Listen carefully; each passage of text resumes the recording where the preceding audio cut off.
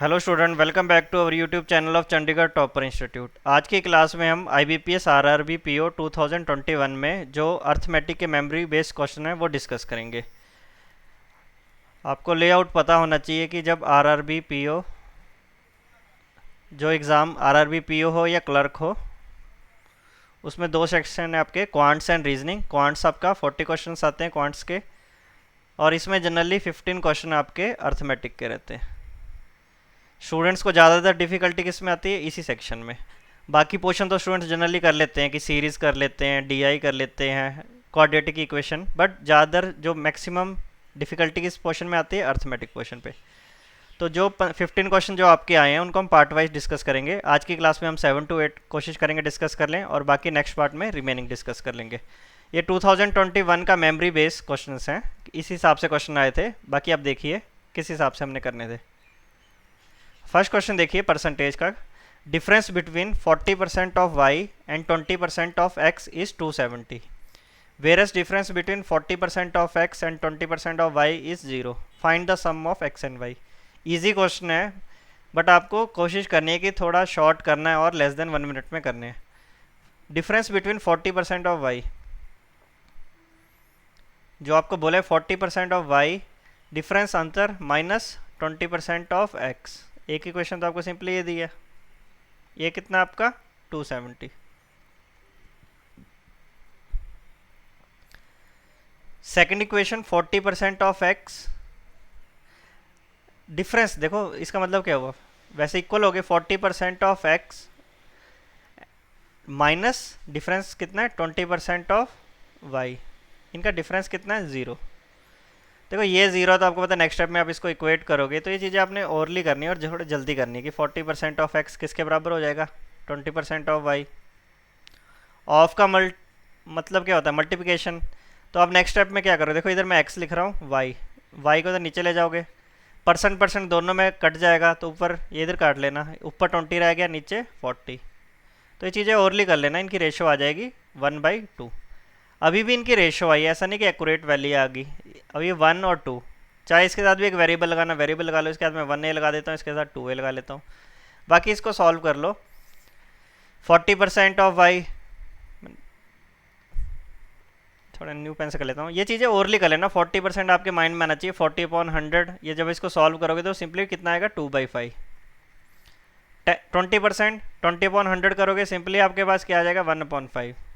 तो 1/5 एक्स, ये वैल्यू कितनी गिवन है आपको? 270। क्वेश्चन में आपको सिंपली क्या पूछा है? एक्स और वाई का सम पूछा है, तो आप सिंपली इधर वैल्यू पुट कर दो, एक्स की वैल्यू ए पुट कर दो, वाई की वैल्यू 2a पुट कर दो, सॉल्यूशन आ जाएगा। मैं इधर सॉल्व कर रहा हूँ, ये वाई आप कॉमन एलसीएम ले लो, 2y minus x. Next step में आप क्या कर सकते हो? 270 इंटू 5।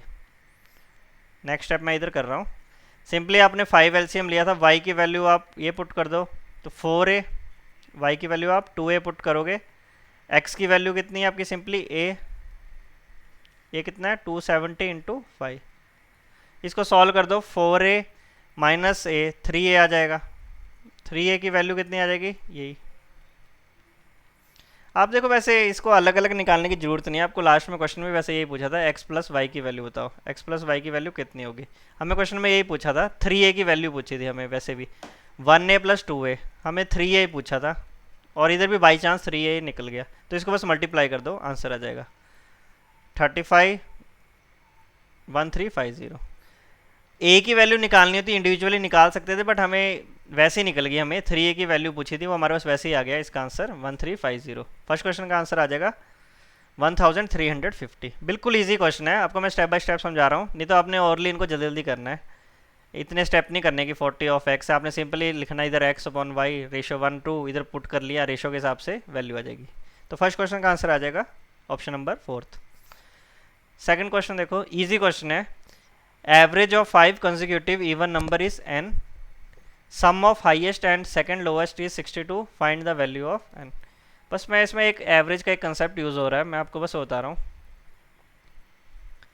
एवरेज वैसे तो हमें पता है sum divide by number of terms, पर एक लाइन लिख लो और इससे आपके मैक्सिमम क्वेश्चन निकल जाएंगे। For consecutive numbers, for consecutive numbers, consecutive numbers कुछ ना कोई ना कोई लॉजिक होगा, जरूरी नहीं इवन है, वो ऑड भी हो सकते हैं, नेचुरल नंबर भी हो सकते हैं, पर एक simply for consecutive numbers average is always, average is always middle term, average is always middle term, average is always middle term. अब देखो, वैसे 5 थे, पहले आपको मैं एग्जांपल समझा देता हूँ। वाई देखो, कोई भी आपके, जरूरी नहीं आपने यही नंबर लेने, इवन नंबर, कॉन्जिक्यूटिव नंबर जो इकट्ठे चल रहे हो, चाहे आप ये वाले ले लो, ये भी कॉन्जिक्यूटिव नंबर है, 5 7 9, ऑड नंबर है पर कॉन्जिक्यूटिव है, सारों में 2 2 का डिफरेंस है, 2 का डिफरेंस भी हो सकता है, मल्टीपल 3 के भी हो सकते हैं, कुछ भी हो सकते हैं, 5 7 9, एक और ले लो 13।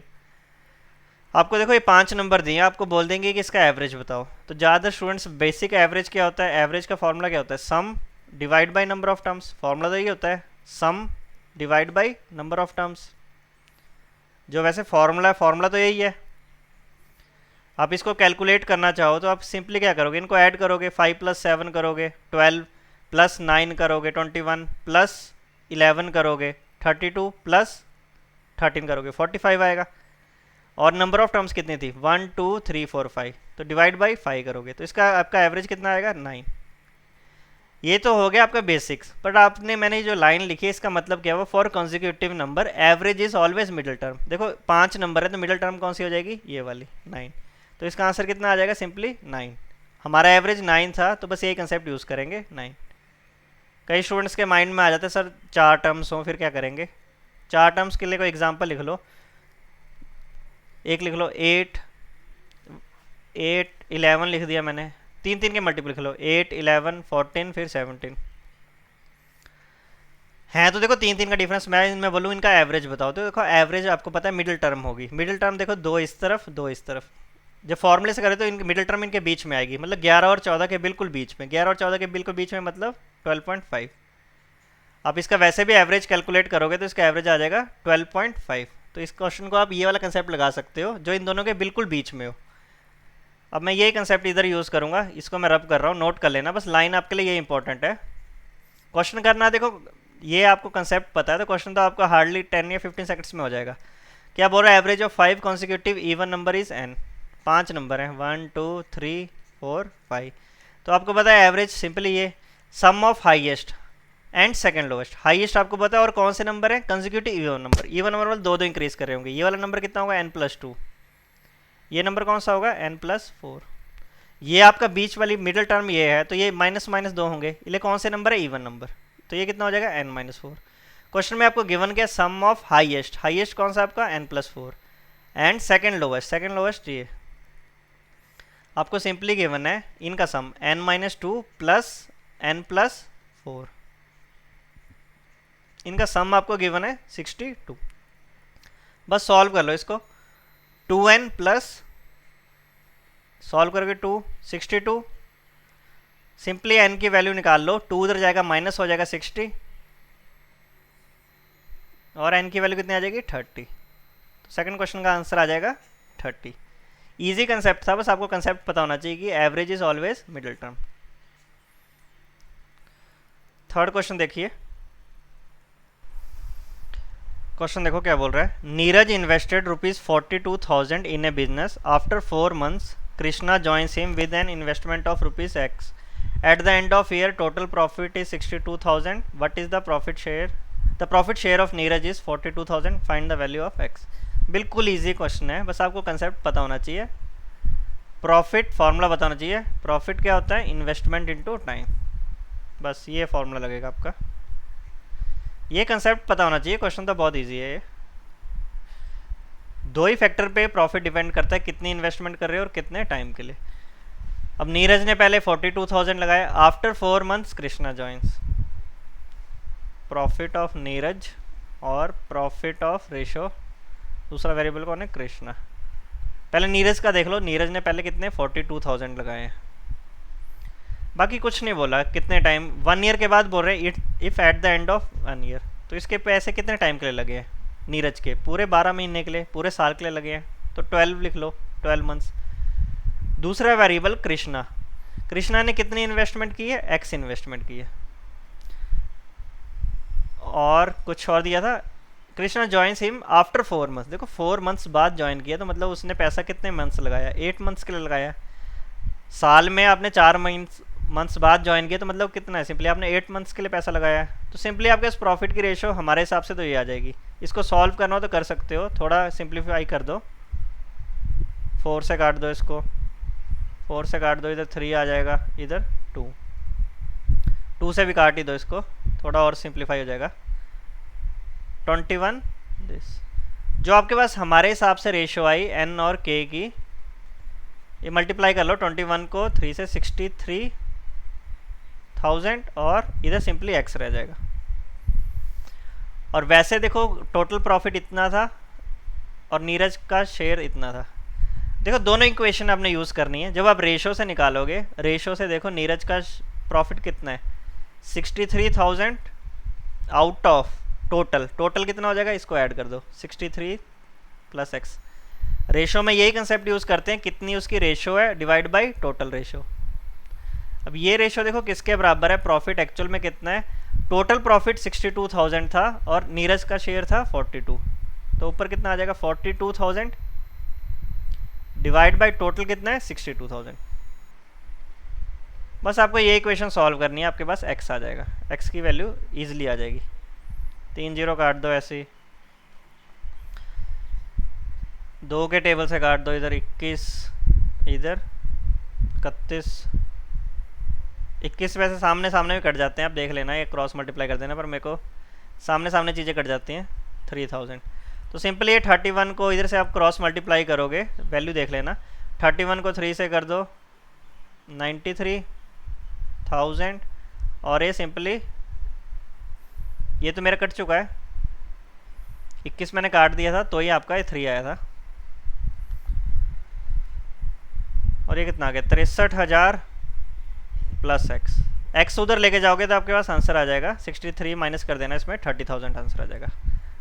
सॉल्व आप कर सकते हो, बस मेरा मेन मोटिव है आपको इक्वेशन बताना कि इक्वेशन कैसे बनेगी। इक्वेशन सिंपली ये बनेगी कि टोटल कितना 63,000 डिवाइड बाय टोटल, और वैसे कितना शेयर है इसका 42,000 आउट ऑफ 62, तो ये रेशो थी। बस सॉल्व किया आपने, आंसर आ गया। इजी क्वेश्चन है बिल्कुल। मेन क्वेश्चन देखो ये भी इजी है। मंथली सैलरी ऑफ क्यू, देखो दो चीज़ें पूरी अच्छी तरह करके जाना, परसेंटेज, कोई भी आप चैप्टर कर रहे हो तो लिंक होते हैं परसेंटेज और रेशो, ये तो आपके चलेंगे ही। वैसे परसेंटेज आपका क्लियर है, रेशो क्लियर है, तो फिर आपके मैक्सिमम क्वेश्चन आप कर पाओगे। ले आधे क्वेश्चन, वैसे ये पिछला क्वेश्चन था, किस कंसेप्ट पे था आपका, सारा रेशो का ही कंसेप्ट था सारा इसमें, और तो कुछ भी नहीं था इसमें। था तो ये टॉपिक आपका पार्टनरशिप, बट इसमें सारे कंसेप्ट रेशो के रहते हैं। अब ये भी सिंपली परसेंटेज का ही क्वेश्चन है। Monthly salary of Q is 20% more than P.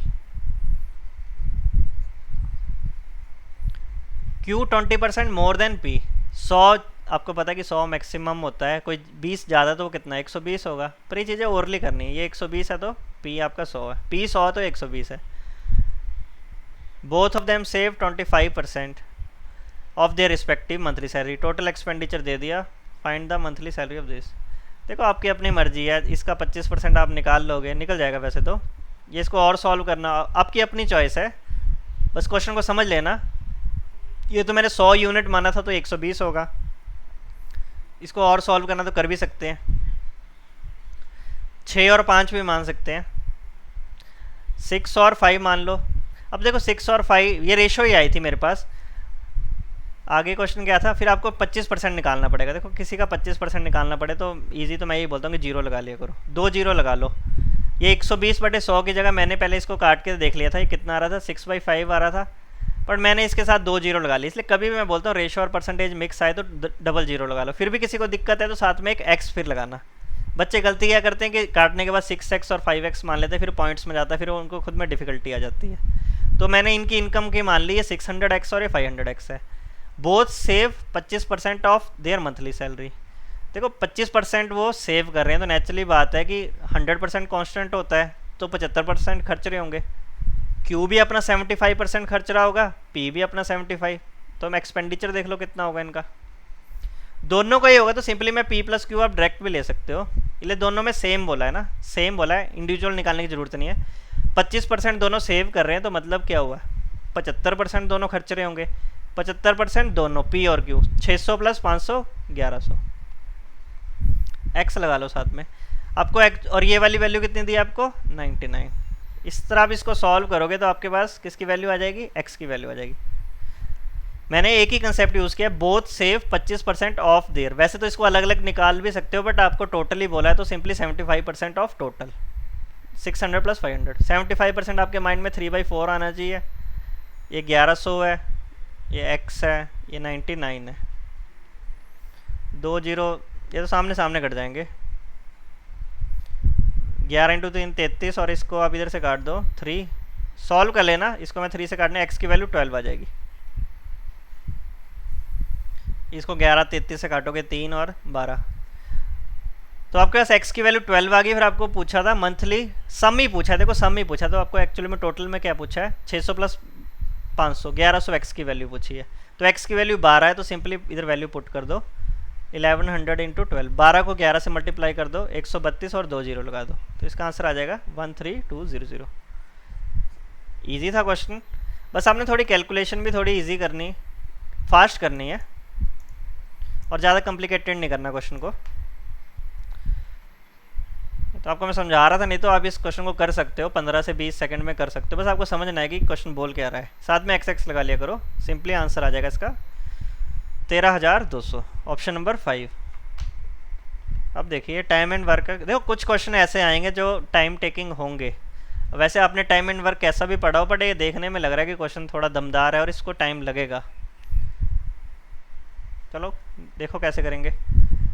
Time and work की वीडियो अपलोड है हमारे इस चैनल में, पहले आप वो टॉपिक भी देख सकते हो। लेकिन कई क्वेश्चन ऐसे होते हैं, देखो परसेंटेज वाले तो वैसे ही समझ आ जाते हैं, जो अभी मैंने पहले 3-4 क्वेश्चन करवाए, जो कोई स्टार्टर्स भी हों तो उन्हें समझ आ रहा होगा कि क्या हो रहा है। बट जब इस टाइप के टॉपिक आ जाते हैं, टाइम एंड वर्क आ गया, पाइप सिस्टम्स आ गए, SI CI होगी, तो आपको थोड़ा बेसिक नॉलेज होना ज़रूरी है। अब इस क्वेश्चन में देखो, efficiency of B is 40% more than efficiency of A. अब मैं थोड़ा सा इसको स्टेप कम भी लिखूंगा, थोड़ा ओरली करूंगा। बी और ए की एफिशिएंसी की रेशो दे दी, बी की बोला 40% मोर है ए से। देखो 40% मोर है तो मतलब कितनी है वो 140% है। 100 कांस्टेंट होता है तो वो कितनी है 140%। 140% क्या होता है, सिंपली 140/100 करोगे तो 7/5 आ जाएगा। स्टेप आपने भी माइंड में करने, नहीं तो फिर आप यही चीज़ करते रह जाओगे कि 100 लिखा 140 फिर काटा 7/5। इस पर फोकस करना है, मोर बोला है तो फिर वो ज़्यादा है। आगे देखो, and efficiency of C is 150%। देखो मोर पे ध्यान रखना, सिंपली बोला है 150 है, मोर वो कुछ नहीं बोला। Efficiency of C is 150%। 150% कितना होता है, सिंपली 150%। 150/100 करो 3/2। इधर क्या था, मोर था तो मैंने इसको 140 लिखा था। 140 को फिर मैंने सॉल्व कर लिया था माइंड में, 140% 7/5 आना था, और ये 3/2। ये भी देखो मेरी ए और बी एफिशिएंसी की रेशो दी है। अब आगे कुछ और दिए, पहले तो इनकी इक्विवेलेंट रेशो निकाल लो। इक्विवेलेंट आप देखो कौन सा वेरिएबल रिपीट हो रहा है, इधर बी 7 है, इधर बी 2 है। बी तो सेम होना चाहिए था, क्यों ना इस इक्वेशन को, पहली वाली इक्वेशन को आप 2 से मल्टीप्लाई कर दो। रेशो ही कंसेप्ट है, इसको 7 से। तो ये मैं बोल रहा हूँ आपके परसेंटेज और रेशो तो बिल्कुल एक्यूरेट आने चाहिए, टिप्स में होने चाहिए। तो ए की वैल्यू देख लो 5 × 2 10, बी की वैल्यू कितनी आ जाएगी, दोनों में 40 नहीं आ रही है, और सी की वैल्यू देख लो 21। पहला स्टेप तो हो गया। आगे देखो, आगे क्वेश्चन क्या बोल रहा है, B alone can complete 40% of work in 6 days। अब ये चीज़ें आपने ओनली करनी है कि 40% वो 6 दिन में कर रहा है, तो फिर आपको पूरा परसेंट कब करेगा, 40%। ये ओनली कर लेना कि 40% कितना होता है 2/5। 2/5 वर्क वो कितने में कर रहा है, 6 days में कर रहा है। तो मैक्सिमम कितना होता है, परसेंटेज में करना तो 100%, रेशो में कितना 1 यूनिट। तो 1 यूनिट निकालोगे तो सिंपली आप क्या करोगे, ये 2/5 6 में कर रहा है तो 1 यूनिट कितने में कर रहा होगा 6, 5/2। इसको सॉल्व करो, कितना आ जाएगा 15 डेज में। बट ये सारी स्टेप्स आपने ओरली करने हैं। बच्चे वैसे भी कर लेते हैं कि 40% 6 दिन में कर रहा है तो वो इसको डिवाइड करके देख लेते हैं या 10% निकाल लेते हैं, पर आप टोटल निकालोगे, टोटल आ जाएगा 15 डेज। ये स्टेप्स हो जाएंगे आपके। बी 40% 6 दिन में कर रहा है तो पूरा काम करने को बी को लगने थे 15 days. Find in how many days 60% of the same work will be completed by A and C working together if A is working with 5% more efficiency। अब देखो इस टाइप के क्वेश्चन में पहले कंसेप्ट तो वही होता है, एफिशिएंसी क्या होता है, वर्क अपॉन टाइम। अब इन टाइप के क्वेश्चन में क्या होता है, वर्क कितना आ जाएगा, efficiency into time. Total work हम क्या खुद एज्यूम करते थे, अब बी के 15 टाइम्स दिए और बी की एफिशिएंसी भी दी है, तो टोटल वर्क आप कितना मान सकते हो। टोटल वर्क देखो, एफिशिएंसी बी की एफिशिएंसी ले लो 14 यूनिट और टाइम उसको कितना लग रहा है 15 डेज, तो टोटल वर्क तो आ जाएगा ये। इनको मल्टीप्लाई करके देख लेना, पर जरूरी नहीं है आपको, देखो वैसे तो मल्टीप्लाई इसको कर ले 196 210 आ जाएगा, बट हमें लास्ट में क्या बोला है, can do the 60% of same work. अब आपको इतना 210 वर्क नहीं करना, आपको वर्क कितना कंप्लीट करना है, इसका 60%, इसका 60%, 14 इंटू 50 का 60%। 60% आपके माइंड में आना चाहिए कि 3/5 होता है। ये चीज़ें मैंने ओरली की और आपने भी कोशिश करनी है कि ओरली कर लें कि 60% आपने कर लिया। इसको 5 से काट दो, फिर टोटल वर्क जो आपको कंप्लीट करना है, ठीक है, 14 इंटू 9, टोटल वर्क जो आपको कंप्लीट करना है कितना करना है, 126 यूनिट। अब एक लास्ट स्टेप रह गया आपके लिए, देखते रहना। देखो सबसे पहले स्टेप्स मैंने इधर किए थे, ये चीज़ें आपने ओरली कर लेनी है जो मैंने इधर लिखी है। इससे आगे देखिए, 126 यूनिट कंप्लीट करना है, करेगा कौन, ए और सी, बट बोला A is working with 5% more efficiency. अब देखो हमारे हिसाब से एफिशिएंसी इसकी कितनी थी 10, इसका वो कितना 5% मोर, 10 का 5% मोर, इसका जब आप 5% निकलो मतलब 105 से कर रहा है, तो इसकी आप एफिशिएंसी निकाल लेना 10.5 आ जाएगी। देखो पहले उसकी एफिशिएंसी 10 थी, पर वो 5% मोर एफिशिएंसी, मतलब वो कितने पे कर रहा है, 105 से कर रहा है, इस तरह समझ लो। मोर है तो सिंपली वो 10 का 105% कर रहा है, तो इसका आप सॉल्व करोगे तो सिंपली आपके पास वैल्यू कितनी आ जाएगी, ए की न्यू एफिशिएंसी आ जाएगी 10.5। ए की एफिशिएंसी न्यू है 10.5, बी की, ए और सी कर रहे हैं, सी की एफिशिएंसी देख लो, सी की एफिशिएंसी तो उतनी है, सी के बारे में कुछ नहीं बोला, तो सी की एफिशिएंसी कितनी आ जाएगी 21। एफिशिएंसी क्या होता है, एक दिन में कितना काम कर रहे हैं।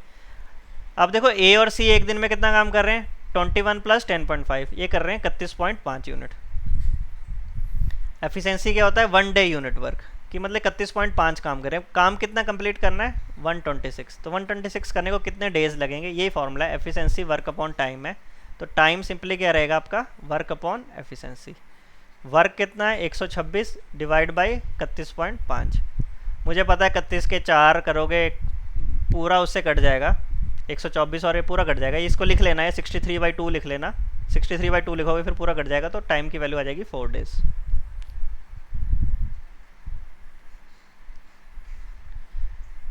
थोड़ा सा कैलकुलेटिव था, बट इसमें आपने स्टेप्स, अब देखो बच्चों का क्या होता है कि टाइम एंड वर्क स्ट्रांग होता है टॉपिक, बट पेपर में इतना लेंथी क्वेश्चन आ जाए तो आपको देखना है कि कौन से क्वेश्चन पहले जल्दी हो जाएंगे। पीओ में ऐसा नहीं कि आप 40 के 40, देखो 40 के 40 उनके होते हैं जिनका अर्थमेटिक बिल्कुल स्ट्रांग हो, नहीं तो 25 क्वेश्चन तो ईजी होते ही हैं। जो रिमेनिंग 25 क्वेश्चन होते हैं, डी आई ईजी है, सिंप्लीफिकेशन, अप्रॉक्सीमेशन, जब आप प्रैक्टिस करोगे तो वो 25 क्वेश्चन हो जाएंगे। पर अर्थमेटिक के 15 क्वेश्चन वही कर पाएगा स्टूडेंट जिसके थोड़ा अर्थमेटिक बेस भी स्ट्रांग है और कैलकुलेशन वगैरह सब स्ट्रांग हो, तो उसके लिए आप प्रैक्टिस करते रहिए, मैं ये गाइड कर सकता हूँ आपको। अब इस क्वेश्चन को देख लिए, अब इस क्वेश्चन में भी थोड़े से कंसेप्ट आपके स्पीड डिस्टेंस टाइम्स के हैं। To cover a certain distance D, slower train took 4 hour more than faster train, if speed of slower train is 40% less than faster train, then find the time taken by. देखो इसमें बता देता हूँ आपको, speed distance time की भी 1-2 video upload है हमारे चैनल पे, आप चेक कर लेना। Quant important year question discussion में मैंने करवाए हुए क्वेश्चन, तो उधर आप देख लेना, 1-2 क्वेश्चन टॉपिक देख लेना। कुछ टॉपिक तो होते हैं आपको पढ़ने पड़ेंगे, वैसे टाइम एंड वर्क हो गया, पढ़ने तो सारे ही पढ़ते हैं, बट ये चीज़ थोड़ी प्रैक्टिस इसके अलावा एक्स्ट्रा करनी पड़ती है। स्पीड डिस्टेंस टाइम हो गया, SI हो गया, इनमें थोड़े कंसेप्ट्स रहते हैं। टाइम एंड वर्क में पाइप्स का कंसेप्ट आ जाता है, इसमें बोर्ड्स और स्ट्रीम्स का कंसेप्ट है, इसमें CI के हैं, थोड़ा बेसिक नॉलेज भी होना चाहिए। फिर आपको इन वीडियो को फिर देखो, पहले थोड़ा सा आपको नॉलेज होना चाहिए इन टॉपिक्स का पहले तो। और इस क्वेश्चन को देख लो, क्या है, स्पीड क्या है, distance upon time. To cover a certain distance, कुछ भी आपको दे रहे हैं, पर इसमें ये बोल रहे हैं कि डी कांस्टेंट है। आपने एक बार क्वेश्चन पढ़ा होगा, डी कांस्टेंट मतलब कि डिस्टेंस दोनों में सेम है। स्पीड डिस्टेंस अपॉन ये चीज़ सेम हो तो स्पीड क्या हो जाती है, inversely proportion to time, speed और टाइम की रेशियो इन्वर्सली हो जाती है। देखो हमें कुछ जो दिया है, स्लोअर दिया है और एक फास्टर दिया है, यहीं पे लिख लो।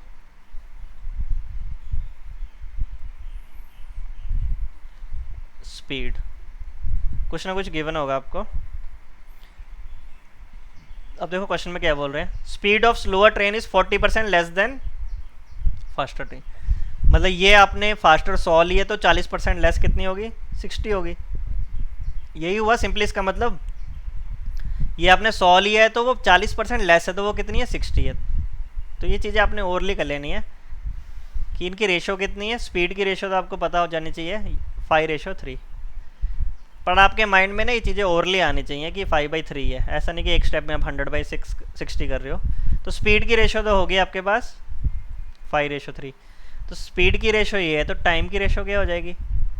यही कंसेप्ट है कि स्पीड डिस्टेंस कांस्टेंट हो तो टाइम इनवर्सली प्रोपोर्शन, तो टाइम की रेशो हो जाएगी 3:5। मैं रेशो से कर रहा हूँ और इजी मेथड है।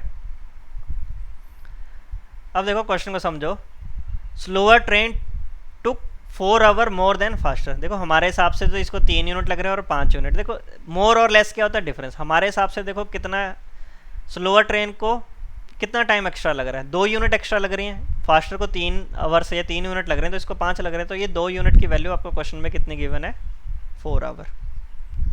हमें लास्ट में पूछा है time taken by slower. 2 unit तो 1 यूनिट की वैल्यू निकाल लो, 1 यूनिट की वैल्यू कितनी आ जाएगी। सिंपली आप इसको डिवाइड कर लो 2 आवर। तो इधर 2 पुट कर दोगे तो फास्टर को लग रहे होंगे 6 आवर और स्लोअर को कितने होंगे, 5 × 2 10। बिल्कुल इजी क्वेश्चन था, बस मैं आपको कंसेप्ट समझा रहा था तो मेरे को थोड़ा टाइम लगा। वैसे इस क्वेश्चन को आप कर सकते हो 20 से 25 सेकंड में। तो इस क्वेश्चन में आपको देख लेना क्या पूछा था, स्लोअर ट्रेन। तो स्लोअर ट्रेन को कितने आवर लग रहे हैं, 10 आवर। 10 आवर देख लो ऑप्शन नंबर 3।